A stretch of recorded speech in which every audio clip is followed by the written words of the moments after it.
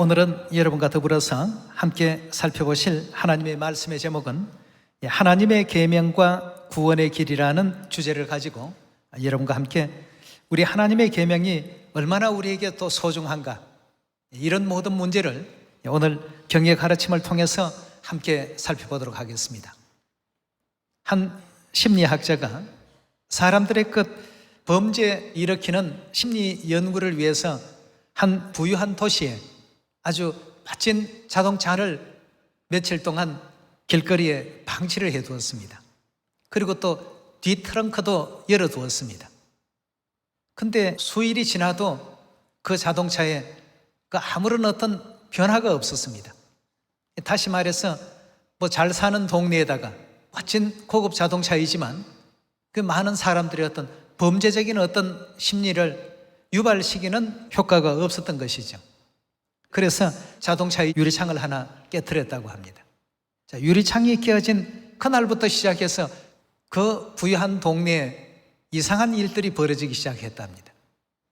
그 자동차 안에 있던 값비싼 고가의 액세서리들이 하나씩 둘씩 없어지기 시작했답니다. 그 부자 동네에서 그런 걸 가져가 본들 별로 큰 어떤 내용이 아닌데도 불구하고 이상하게 유리창이 한번 깨어지고 나니까 그 다음부터 질서를 잘 지키던 그 동네 사람들의 그 심령에 범죄 심리가 유발이 됐다고 합니다. 급기야는 자동차 바뀌며 모든 중요한 자동차 부품들을 다 떼가버리고 뼈대만 앙상하게 남긴 채로 그 자동차가 세워지게 되는 그런 어떤 기이한 현상을 이제 발견했습니다. 그래서 이제 이런 내용을 가지고 이 우범지대의 범죄율을 어떻게 하면 낮출 수 있을까? 여러 이제 그 방법을 모색하다가 결정한 것이 낙서 지우기 운동을 시작했답니다. 낙서 지우기 운동이 시작되니까 불과 몇 달이 지나지 않았는데 범죄율이 뚝뚝 떨어지는 겁니다. 그래서 한 1년 정도 지나고 보니까 무려 40% 정도의 그 범죄율이 확 떨어졌다고 합니다. 이런 어떤 그 내용을 통해서 우리에게 시사하는 바가 굉장히 참 크다고 느껴집니다. 한 사람의 작은 어떤 범죄 행위가 수많은 어떤 그 범죄를 유발을 시키고 하나의 어떤 청결 운동이 많은 사람들의 어떤 범죄를 저지르고 싶은 마음들을 갖다가 다 물리칠 수 있는 학자들 간에 수사관들의 수를 늘리는 것이 방법이 아니라 우리 주변 어떤 그 환경을 하나씩 정화시켜 나가는 것이 범죄 예방에 도움이 된다는 결론을 얻게 되었습니다. 오늘 이 얘기를 왜 여러분께 드리느냐 하면 원수마귀는 하나님의 율례와 규례와 법도를 처음에 작은 것부터 깨트리기 시작했습니다. 작은 유리창 하나를 깨트리는 범죄같이 별것 아닌 것 같은 일을 저지르고 나니까 그 다음부터 사람들은 어떤 심령을 갖느냐, 범죄를 저지르는 이런 일에 마음이 담대해지기 시작했습니다.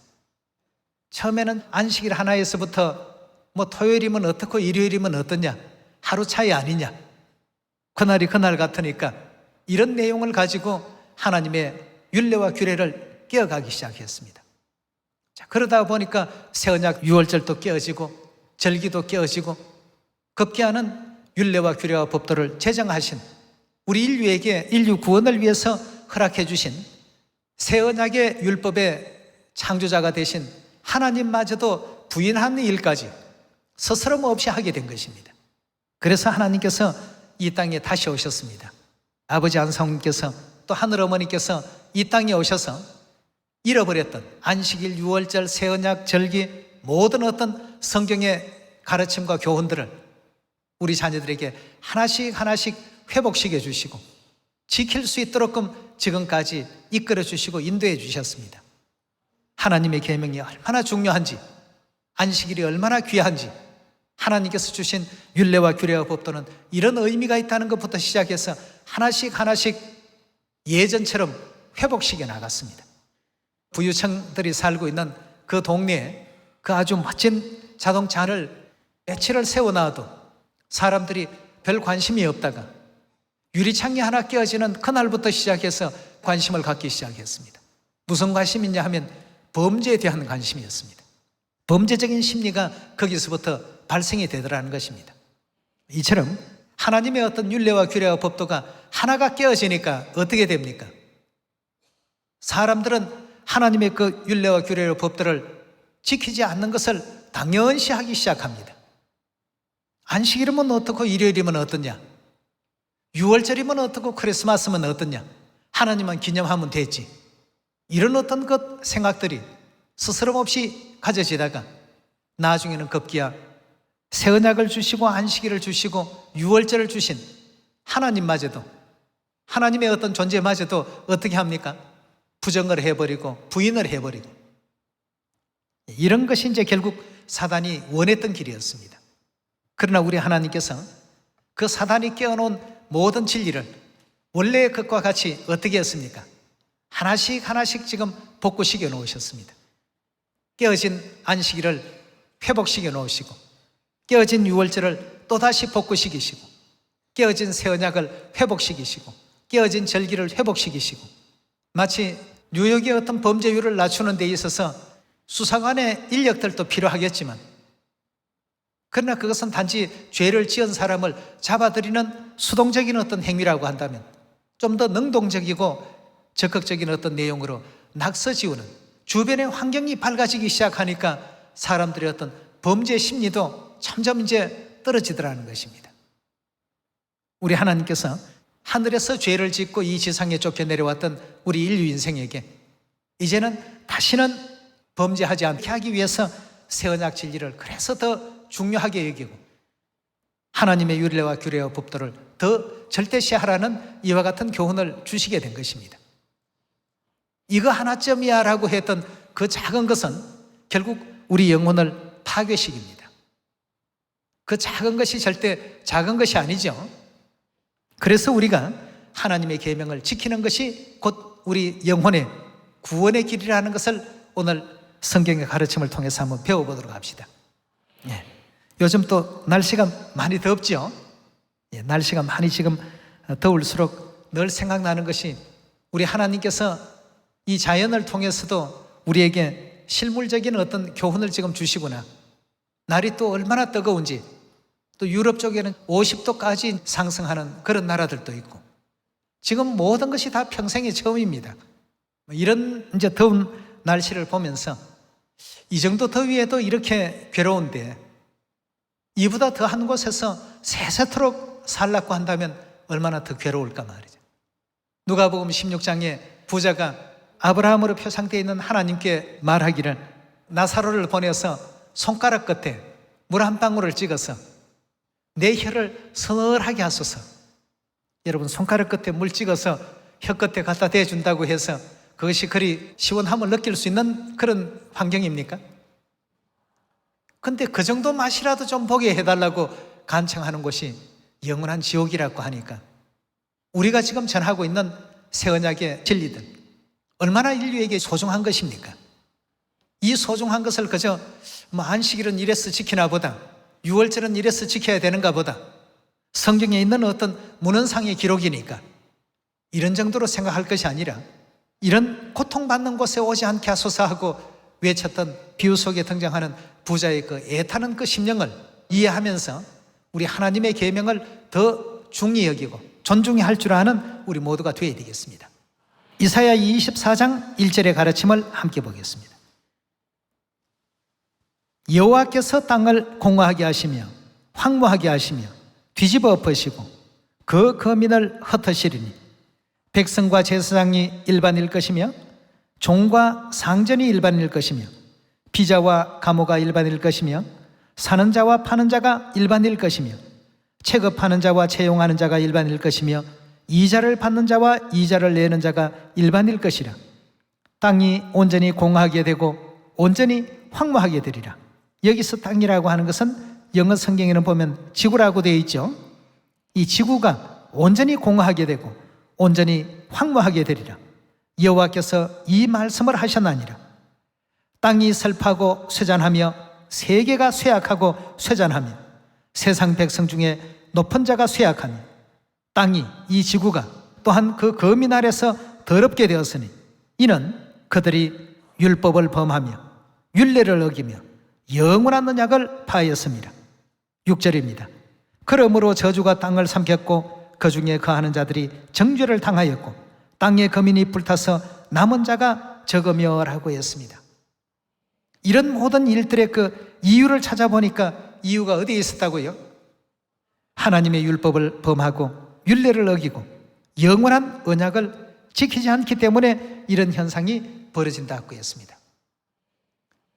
자, 그렇다면 지구의 이와 같은 어떤 자꾸 변하는 환경에도 우리가 적응치 못하고 여러 가지 그 어려움이 많고 우리 삶 속에 굉장히 참 힘든 어떤 요소와 부분들이 많은데 만약에 우리가 영원한 천국에 들어가지 못하게 된다라고 한다면, 즉 다시 말해서 지옥이라는 곳에 가게 된다면 과연 어떻게 될까 말이죠.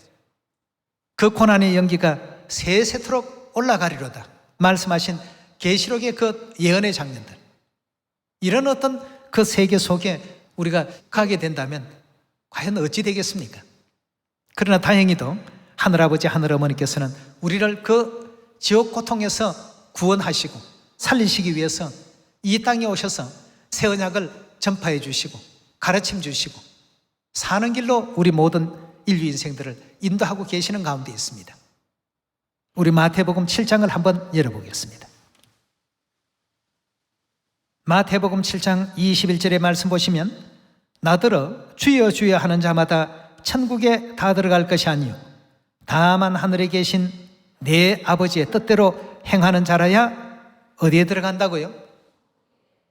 자, 이 천국에 들어가지 못하게 된다면 우리의 이후의 세계는 한 번 죽는 것은 사람에게 정하신 일이라고 하셨고 그 후에는 심판이 있겠다고 하셨는데, 심판이라는 그 위치 앞에 우리가 섰을 때 하나님께서 너는 천국으로 너는 지옥 둘 중에 하나가 되겠습니다.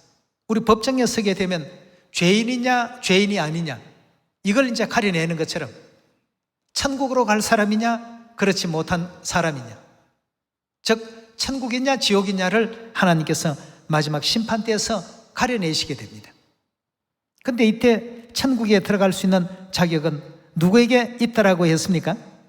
아버지의 뜻대로, 즉 하나님의 뜻을 행하는 사람이 천국에 들어갈 수 있다라고 2000년 전 예수님께서 이 땅에 오셔서 모든 인류에게 주신 가르침이 되겠습니다.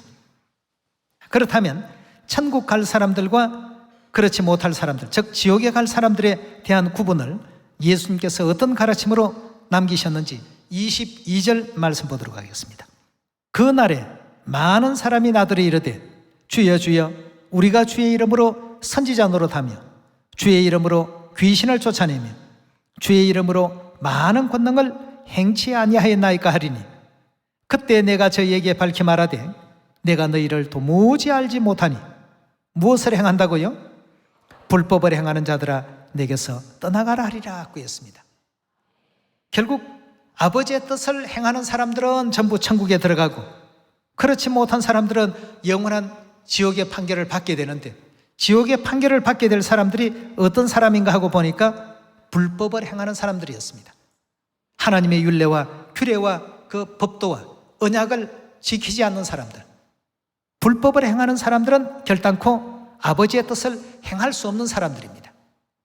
불법을 행하는 사람들은 하나님의 뜻을 행하고 있지 않는 사람의 불의에 속한다는 것이죠.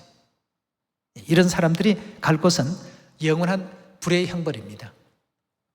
많은 사람들이 그런 얘기를 하죠.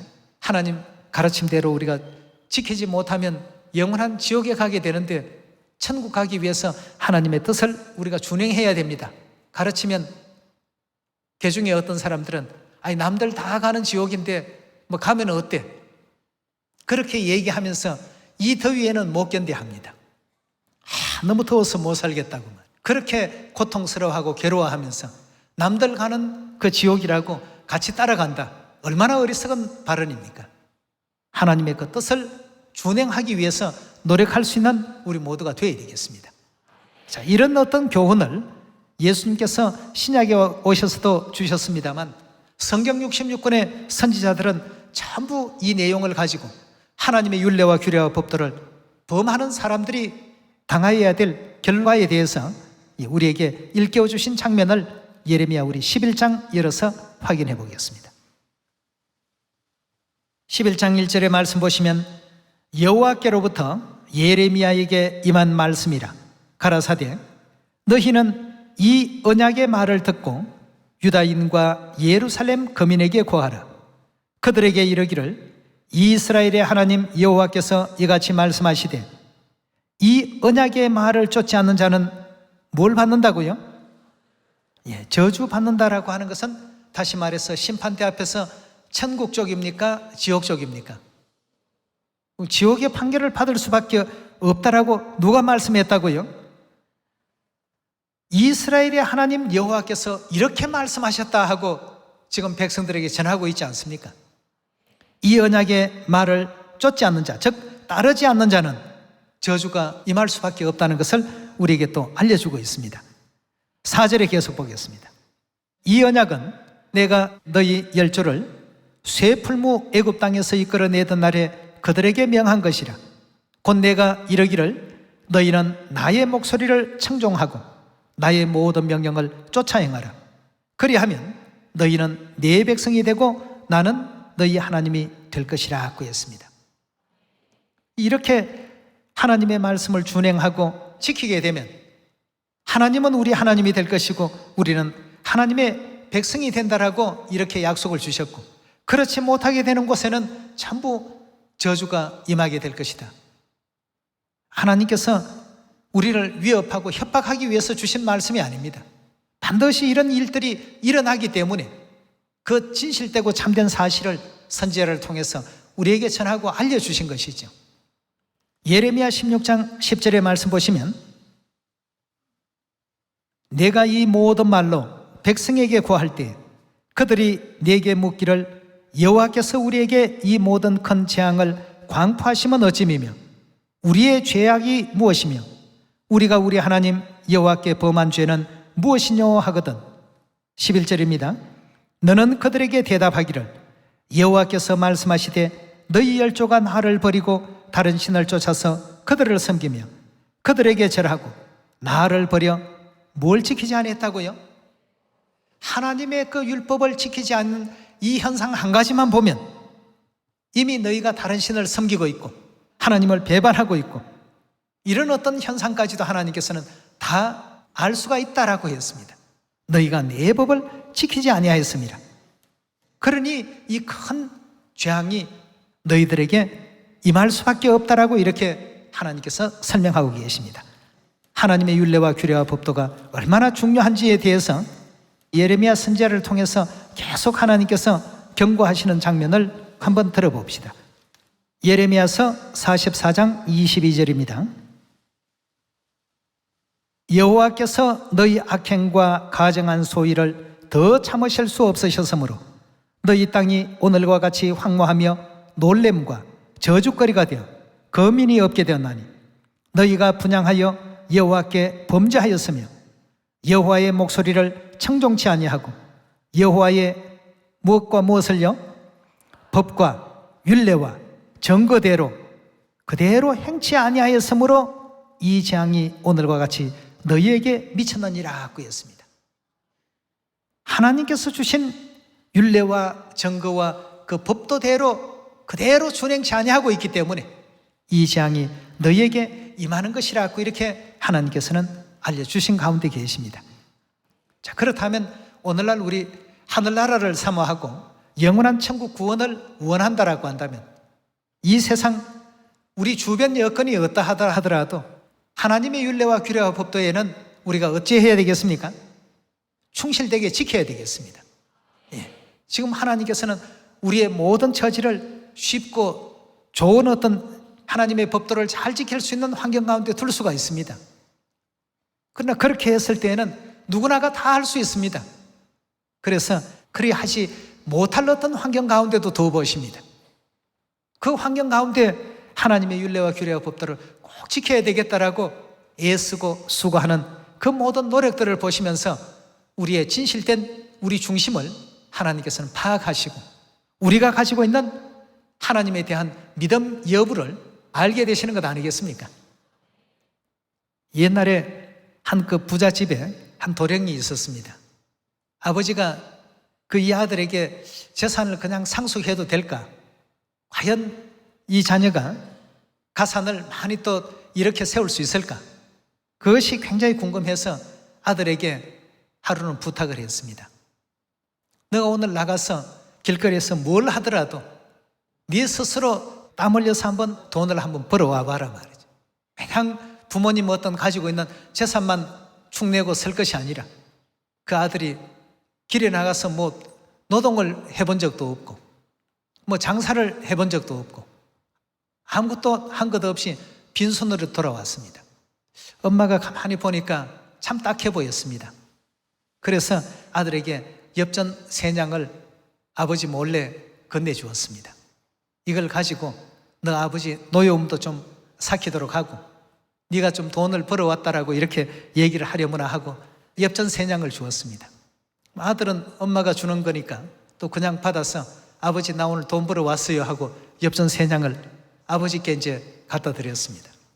아버지가 이걸 보더니 예끼놈 하면서 아주 화를 팔컥 내더니 그걸 장작불이 타고 있는 부엌 아궁이에다가 집어 던져버리는 겁니다. 집어 던지니까 이 아들이 그냥 멀뚱멀뚱 쳐다만 보고 있었습니다. 그래서 아버지가 너가 나를 속여서는 안 된다. 내 몸으로 직접 번 돈을 한번 가져와 봐라 말이죠. 이건 네가 직접 번 돈이 아니다 말이죠. 이렇게 해서 그 다음에도 또 그런 일들이 몇 차례 반복되었습니다. 그때마다 이제 엄마가 옆에서 도와주었습니다. 그 번번이 아버지께 발각이 되었습니다. 이건 너가 번 돈이 아니다 말이에요. 그런데 어느 날은 정말 참 이렇게 해서는 안 되겠다. 진짜 한번 아버지 소원대로 땀 흘려서 한번 돈을 벌어보자. 이렇게 해서 정말 나무집에 그 귀한 도령이 땀 흘려가면서 농사일도 거들고 장작도 펴고 정말 그렇게 해서 한 양의 그 동전을 받아왔습니다. 이건 진짜 참 내가 오늘 땀 흘려서 번 돈이니까 아버지 마음에 드실 거라고 한번 보시라고 말이에요. 그러니까 아버지께서 예끼놈 너가 나를 속이려고 하느냐 하고 또 던져버렸습니다. 그러니까 이 아들이 깜짝 놀라서 그 아궁이 불을 뒤져가면서 그 돈을 끄집어내려고 말이죠. 내가 얼마나 땀 흘려 번 돈인데 이런 걸 그 아궁이에 던지시면 되느냐고 말이죠. 이렇게 하면서 그 돈을 찾으려고 애를 썼습니다. 그제야 아버지가 그 돈은 진짜 너가 땀 흘려서 번 돈이 맞다 말이죠. 그렇게 얘기를 하더랍니다. 하나님께서 율례와 규례와 법도를 지키라는 이 명령을 주시고 우리 환경을 때로는 어려운 환경 가운데 때로는 잘 지킬 수 있는 환경 가운데 모든 환경 가운데 다 두어보십니다. 다 잘 지킬 수 있는 환경 가운데 모든 사람들을 두게 된다면 누가 하나님의 어떤 율례와 규례와 법도를 얼마나 더 가치 있게 생각하는지는 알 수가 없습니다. 그러나 어려운 환경 가운데 두었을 때 정말 그 환경을 극복하면서도 지키려고 하는 사람들, 이런 사람들이야말로 진정 하나님의 율례와 규례와 법도가 얼마나 중요하다는 것을 알고서 그렇게 준행하는 자 아니겠습니까? 하나님께서는 이런 많은 방법을 가지고 이런 많은 방향으로 우리의 어떤 것 중심을 들여다보고 계십니다. 여러분, 하나님의 계명이 우리로 하여금 구원의 길로 이끄시는 진실한 천국 길이라는 사실을 하나님께서 우리에게 가르침을 주기 위해서 여러 가지 장애물도 때로는 두십니다. 안식일만 되면 이상하게 뭐 어떤 일이 생기더라. 안식일과 물질 사이에 저울질하게 만드는 경우도 있고 또 안식일만 되면 교회에 가지 못할 어떤 일들이 자꾸만 생깁니다. 그래서 이런 모든 내용을 통해서 과연 하나님의 어떤 율례와 규례와 법도를 세상의 그 어떤 것보다도 더 중하게 여기는가, 가볍게 여기는가, 이런 내용을 가지고 하나님은 우리의 믿음의 무게를 측정하고 계시고 그 믿음의 무게를 지금 달아보고 계신다고 했습니다. 출애굽기 15장 25절의 말씀 함께 보겠습니다. 모세가 여호와께 부르짖었더니 여호와께서 그에게 한 나무를 지시하시니 그가 물에 던짐에 물이 달아졌더라. 거기서 여호와께서 그들을 위하여 뭘 정하셨다고요? 법도와 율례를 정하시고 그들을 어떻게 했다고요? 그 법도와 율례를 잘 지키는가 지키지 못하는가를 하나님께서 전부 측정해 보셨더라고 했습니다. 여러분, 우리에게 하나님의 법인 안식일이 있고 유월절이 있고 수건의 규례가 있고 우상 숭배를 금지하는 그러한 법이 있고, 또 아버지와 아들과 성령의 이름으로 침례받는 법이 있고, 생명의 이런 새 언약의 진리의 법도를 하나님께서는 우리에게 다 허락하셨습니다. 이 모든 것이 결국 알고 보면 다 누구를 위한 것이라고 했습니까? 새 언약을 세우실 때에도 예수님께서 뭐라고 했죠? 이자는 내 피로 세운 새 언약이니 곧 너희를 위하여 이와 같이 붙는 것이라고 했습니다. 전부 우리 위한 것이라는 이 사실들을 잊지 않는 우리가 되어야 되겠습니다.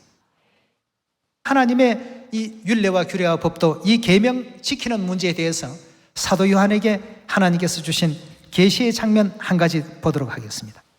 요한계시록 14장 6절의 말씀 보겠습니다. 또 보니 다른 천사가 공중에 날아가는데 땅에 거하는 자들 곧 여러 나라와 족속과 방언과 백성에게 전할 무슨 복음을 가졌더라고요? 영원한 복음을 가졌더라. 그가 큰 음성으로 가로되 하나님을 두려워하며 그에게 영광을 돌리라. 이는 그의 심판하실 시간이 이르렀으니 하늘과 땅과 바다와 물들의 근원을 만드신 이를 경배하라 하더라. 또 다른 천사 곧 둘째가 그 뒤를 따라 말하되 무너졌도다 무너졌도다 큰 성 바벨론이여, 모든 나라를 그 맹으로 인하여 진노의 포도주로 먹이던 자루라 하더라. 또 다른 천사 곧 셋째가 그 뒤를 따라 큰 음성으로 가로되 만일 누구든지 짐승과 그의 우상에게 경배하고 이마에나 손에나 표를 받으면 그도 하나님의 진노의 포도주를 마시리니 그 진노의 잔에 섞인 것이 없이 부은 포도주라. 거룩한 천사들 앞과 어린 양 앞에서 무엇으로 고난받는다고요? 불과 유황으로 고난을 받으리니 그 고난의 연기가 세세토록 올라가리로다. 짐승과 그의 우상에게 경배하고 그 이름의 표를 받는 자는 누구든지 밤낮 쉼을 얻지 못하리라 하더라 하고 했습니다. 여기에 지금 나오는 이 짐승에 대한 장면은 우리가 요한계시록 13장, 요한계시록 17장, 18장을 통해서 이미 여러 차례 배운 바가 있습니다. 그럼 여기에 지금 짐승과 그의 우상에게 경배하고 이마에나 손에 뭘 받는다고 했습니까? 표를 받는 사람들은 불과 유황으로 고난을 받으리니 그 고난의 연기가 세세토록 올라갈 것이라고 했습니다. 그럼 이마에나 손에 표를 받는 것, 여러분 어디에서 본 것 같지 않습니까? 이 장면 외에 어디에서 보셨습니까? 뭘 행할 때 이마에나 손에 표를 받는다고 되어 있습니까? 하나님의 계명을 지키게 되면 하나님의 그 계명 유월절을 이마에 붙여서, 그 성경에는 미간이라고 표현하고 있습니다. 눈썹과 눈썹 사이, 즉 이마지요. 미간에 붙여 표를 삼고 손목에 매어 뭘 삼으라고요? 기호를 삼으라고 하신 하나님의 법도가 있습니다. 즉 하나님의 법을 지키면 이마에나 손에 표를 받을 수가 있지만 하나님의 계명이 아닌 다른 사단의 계명을 지키게 되면 어떻게 됩니까? 결국 그 역시도 이마에나 손에 뭘 받게 됩니까? 표를 받게 됩니다. 이마에나 손에 표를 받는다는 것은 즉 하나님의 계명을 지키느냐 아니면 사단의 계명을 지키느냐, 이 둘로 지금 전부 나눠져 있게 되는 것입니다. 그 하나님 계명을 지키는 사람은 하나님의 표를 받지만 짐승의 계명을 지키는 사람은 짐승의 표를 받게 되어 있습니다. 결국 영원한 불과 유황으로 타는 그 불못에서 그 고난의 연기가 세세토록 올라가는 이와 같은 괴로움과 고통을 당할 것이라고 사도 요한을 통해서 그 계시의 광경을 보여주시게 된 것입니다. 이처럼 오늘 우리가 지키고 있는 하나님의 계명은 우리 구원을 위해서 베풀어 놓으신 구원의 길입니다. 이 구원의 길에 한 사람도 또 한 영혼도 낙오되거나 잘못됨이 없이 안식일, 유월절, 또 3차 실계절기, 새 언약의 모든 진리의 법도 어느 것 하나라도 잃어버리지 아니하고 놓치지 아니하고 하나님의 그 계명이라면 정금보다도 더 소중히 여기겠습니다 했던 다윗의 그 마음과 같이 우리의 믿음도 그런 어떤 믿음을 갖고서 하나님 정하신 그 길을 따를 수 있는 여러분과 제가 꼭 되시기를 부탁드리겠습니다. 감사합니다.